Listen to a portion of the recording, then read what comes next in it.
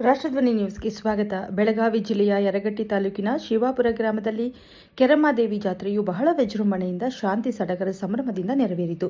ಉದ್ಘಾಟಕರು ಅಧ್ಯಕ್ಷ ಸ್ಥಾನವನ್ನು ವಹಿಸಿದಂತಹ ಸವದತ್ತಿ ಯಲ್ಲಮ್ಮ ಗುಂಡದ ಮತಕ್ಷೇತ್ರದ ಶಾಸಕರಾದಂತಹ ವಿಶ್ವಾಸ್ ವೈದ್ಯರು ಜಾತ್ರೆಗೆ ಆಗಮಿಸಿ ಎಲ್ಲ ಭಕ್ತರನ್ನ ಉದ್ದೇಶಿಸಿ ಹಾಗೂ ದೇವಿಯ ಕೃಪೆಗೆ ಸದಾ ಎಲ್ಲರ ಮೇಲಿರಲಿ ಎಂದು ಹಾರೈಸಿದರು.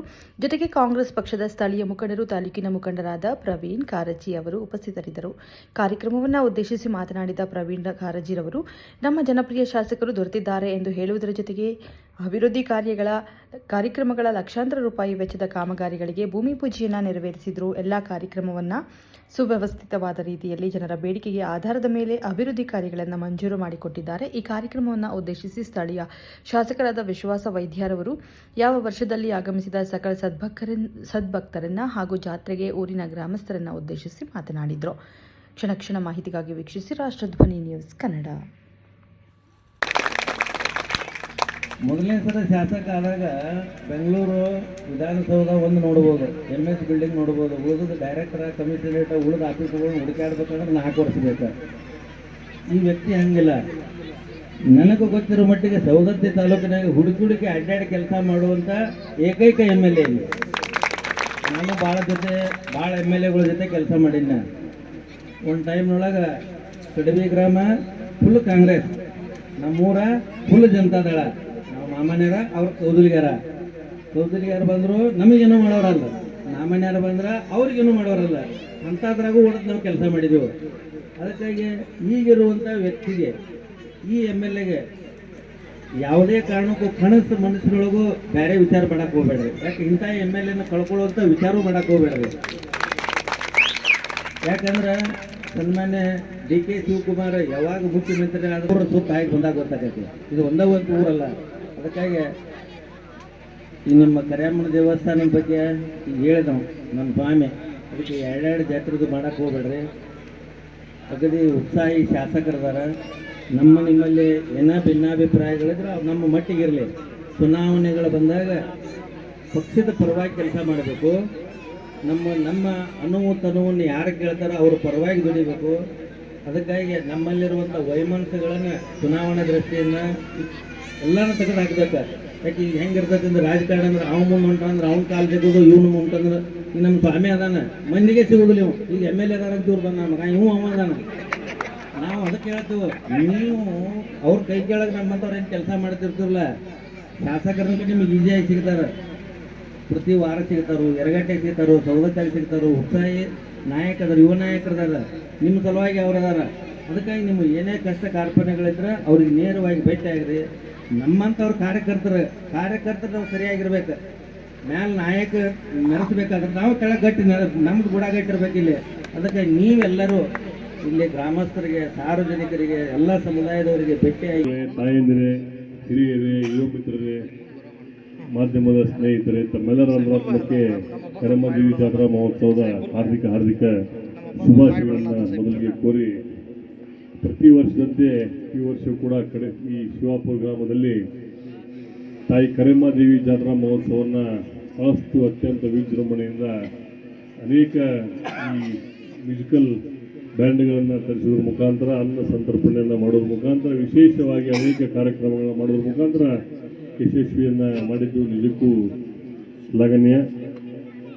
ಮುಂದಿನ ದಿನಮಾನಗಳಲ್ಲಿ ಆ ತಾಯಿ ಕೆರಮ್ಮಾದೇವಿ ತಮ್ಮ ಸಮಾಜದ ಎಲ್ಲ ಭಾಗದವರಿಗೆ ಇನ್ನೂ ಹೆಚ್ಚಿನ ಪ್ರಮಾಣದಲ್ಲಿ, ಆಗಲೇ ನಮ್ಮ ಶಿವಾಪುರ ಮಠಪತಿಯವರು ಹೇಳಿದಂಗೆ 2 ತಂಡ ಎರಡೂ ಸೇರಿ ಒಂದು ಮಾಡಿ ದೊಡ್ಡ ಪ್ರಮಾಣದಲ್ಲಿ ಮಾಡುವಂಥ ಶಕ್ತಿ ಆ ತಾಯಿ ಕೆರಮ್ಮಾದೇವಿ ತಮಗೆ ಕರುಣಿಸಲಿ.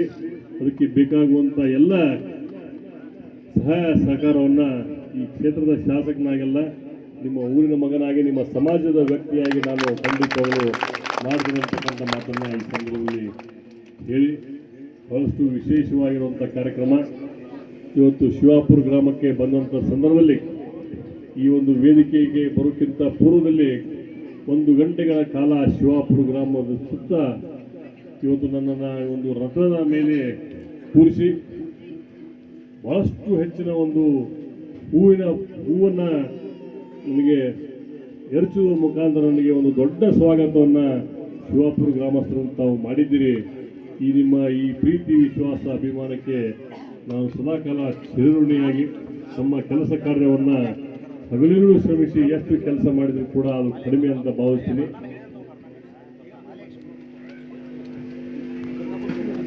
ಇದನ್ನ